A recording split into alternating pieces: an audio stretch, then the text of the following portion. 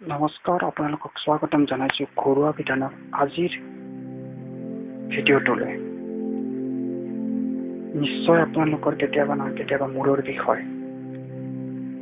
মূৰৰ বিষ বিভিন্ন কাৰণত হ'ব পাৰে, যেনে পেট চাফা নহ'লে, খাদ্যবস্তু ভালকৈ হজম নহ'লে, পেটত গেছ হ'লে। প্ৰধানতঃ এই তিনিটা কাৰণতে মূৰৰ বিষ হয়। মূৰৰ বিষ হ'লে বমি বমি লাগে, একো কাম কৰিবলৈ মন নাযায়, মূৰটো ফাটি যাওঁ হয়। মূৰৰ বিষ যদি কমাবলৈ বিচাৰে তেনেহ'লে পেটটো সদায় চাফা কৰি ৰাখিবলৈ চেষ্টা কৰিব লাগে। আৰু পেটটো কিদৰে চাফা কৰি ৰাখিব পাৰে তাৰ ঘৰুৱা বিধান মোৰ এই চেনেলটোতে দিয়া আছে, আপোনালোকে চাই চেক কৰিব পাৰে।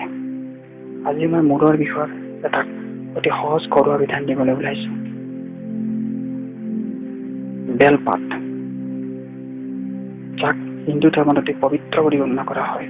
সেই বেলপাতৰে মূৰৰ বিষ নিৰাময় কৰাৰ এটা গুণ আছে।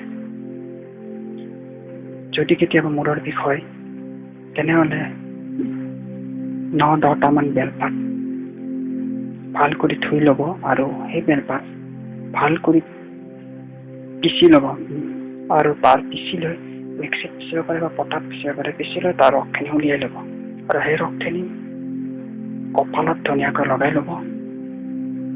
আৰু ৰস নলগালে যদি বেলপাতখিনিও লগাই লয়, অৰ্থাৎ পিচি লোৱা যে চাটনি টাইপ হ'ব, সেইখিনি যদি আপুনি মূৰত লগাই লয় মূৰৰ বিষ অতি সোনকালে নিৰাময় হ'ব। বেলপাতৰ এইটো এটা অতি চমৎকাৰী গুণ, আপোনালোকে ইউজ কৰি চাব পাৰে। এইটোৱে আছিল আজি ঘৰুৱা বিধান।